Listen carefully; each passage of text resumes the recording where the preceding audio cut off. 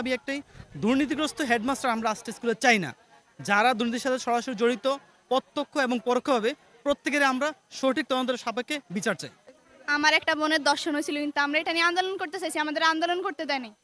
ফরিদগঞ্জের আস্থা মহামায়া পাঠশালা উচ্চ বিদ্যালয়ের প্রধান শিক্ষকের পদত্যাগের দাবিতে দিনভর বিদ্যালয়ের বর্তমান ও প্রাক্তন শিক্ষার্থী ও অভিভাবকদের বিক্ষোভ মিছিল ও মানববন্ধনের পর শিক্ষার্থীদের তোপের মুখে পড়ে বিকেলে পদত্যাগ করেছেন বিদ্যালয়টির প্রধান শিক্ষক লোকমান হোসেন।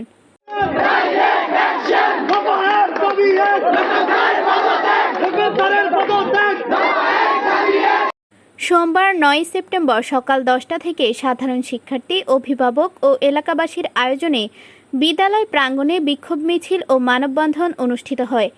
এ সময় বিক্ষুব্ধ সাবেক ও বর্তমান শিক্ষার্থীরা দফা 1 দাবি 1 দুর্নীতিবাজ প্রধান শিক্ষক লোকমান হোসেনের পদত্যাগ, প্রধান শিক্ষকের পদত্যাগের দাবিতে এমন স্লোগান দিতে থাকে।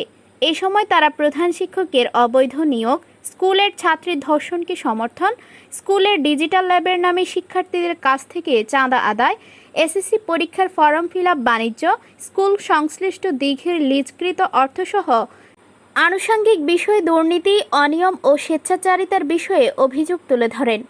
ওনার মধ্যে প্রচুর দুর্নীতি আছে, সেটা স্কুল কমিটি হোক, বিভিন্ন দিঘি ইজারা বলেন, শিক্ষার্থীদের থেকে বিভিন্নভাবে অতিরিক্ত ফি আদায় করা, তারপর বিভিন্ন ছাত্রী হয়রানি, এরকম সহ অনেক অজস্র ওনার বিরুদ্ধে আসলে অভিযোগ আছে, সুনির্দিষ্ট অভিযোগ আছে।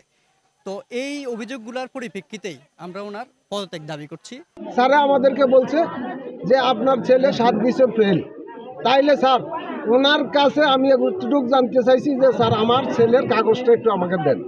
উনি বলছে এগুলো হারাই গেছে, পড়ে গেছে, কই চলে গেছে জানি না, এখন আমাদের কাছে এগুলো নাই।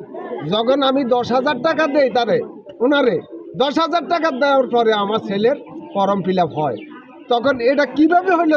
পরে এদিন বিকেলে শিক্ষার্থীদের চলমান আন্দোলনের 1 দফা 1 দাবির মুখে পড়ে পদত্যাগ করেন বিদ্যালয়টির প্রধান শিক্ষক লোকমান হোসেন। লাভলি আক্তার, ফরিদগঞ্জ সংবাদ।